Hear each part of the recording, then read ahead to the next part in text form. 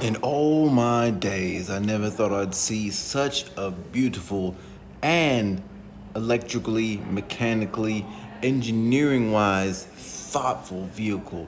Everything has been considered eloquently and elevated extravagantly. When you compare this vehicle side by side to the Tesla Model S, which is respectively one of the most popular and original EVs that's out today.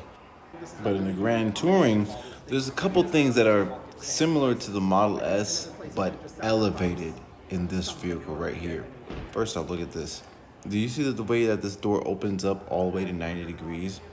This vehicle is available in a few different trims, and on paper, I wouldn't think that I would like this vehicle in this brown color, but actually, it's actually very satisfying, and it looks so much better in person than you could ever imagine that it would look like over a video or a picture or just descriptions online. This vehicle is actually a really nice sight to see.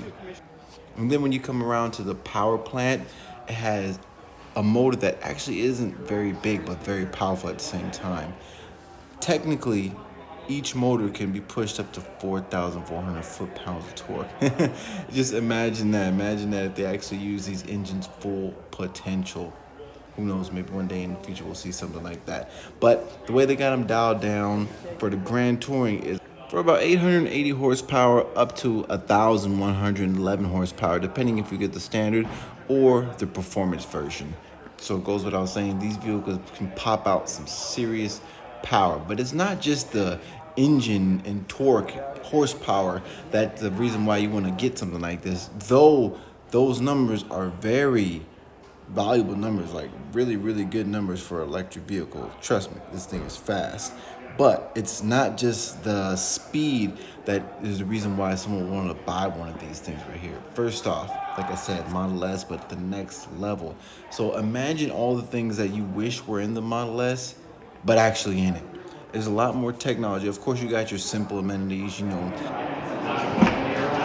fancy headlights, tail lights, nice wheels, nice body design, LEDs, plenty of power, obviously. Like I said, 1,050 horsepower, 0 to 60 in 2.6 seconds. But there's also a few, not even just a few, there's a whole slew of things that are different about this vehicle compared to, say, like a Model S, just as an example. And when you first hop in, something I noticed is the back seat has plenty of space. Not just like a good amount of like regular space, for normal seating. Like it actually feels like this is the kind of car you hop in to get chauffeured in. With available window screens that retract for the back windows as well as a functional multimedia system, you also get the ridiculous glass view in the back seat. The only drawback I noticed about the back seat is the foot placement. Due to the fact that it's having a longer range, you need space for that battery. So when you sit back there, your feet are going to be up just slightly, just to be able to make room for that battery to go underneath there. Unlike on the base model, which is called the Pure. So without getting too nitpicky about the back seat, there's plenty of things that are actually to be really desired within this vehicle. With the soft closed doors that's available on the Grand Touring, as well as so many more amenities that come within this vehicle, from the extremely luxurious type of seats that's in here, as well as the extremely luxurious 5K Ultra HD multimedia system. You can completely adjust the seats within the vehicle with just a touch of a button in pure HD to satisfy your needing senses to feel like you're in an electric slash luxury vehicle and actually feel luxury. The multimedia system only takes a few minutes to get used to, but once you get used to it, you'll find that navigating through all the different scenes is actually very easy to do with 3 drive modes as available: smooth, swift, and sprint. All available in different power trims with an actually noticeable bump in power between each power level.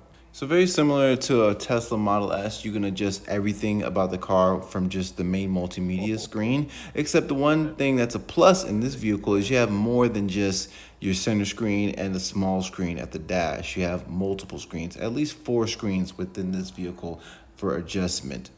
And they're very easy to navigate. Unlike a lot of other vehicles where you hop in, it just takes forever to learn to navigate through the media screens and everything. For example, when you want to switch drive modes, just go to the home screen and easily choose smooth, swift, or sprint.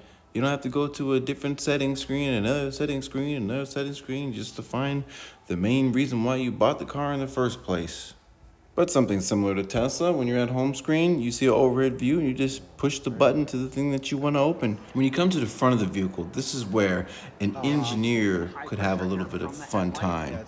With channels for air to flow through from the front and over the hood to improve performance of the vehicle, there's also flaps in front of the grille that open and close to allow more suction to the ground.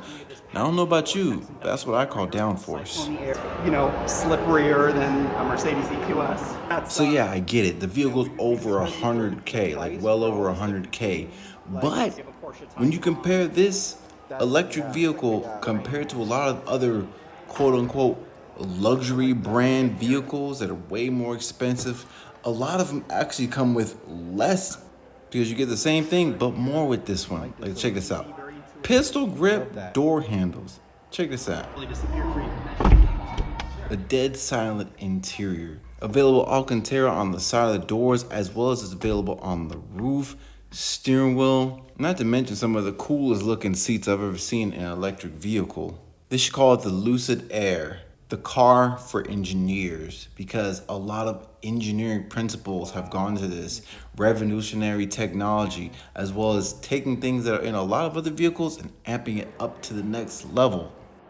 So something a lot of people who are shopping for electric cars have to ask themselves, especially for the people who are shopping for electric cars in the 100K plus range.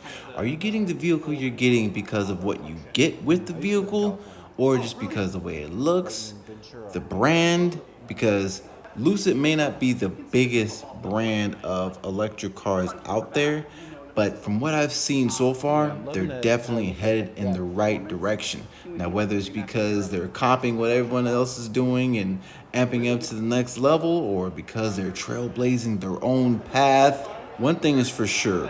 This is more than just a big, oversized, very fast RC car, because this thing takes engineers and puts them in a cube and makes them solve a problem that a lot of other electric cars haven't been willing to do. Power, performance, cutting edge technology, as well as tremendous amount of range for this version, 550 miles. That's ridiculous. So the future is promising.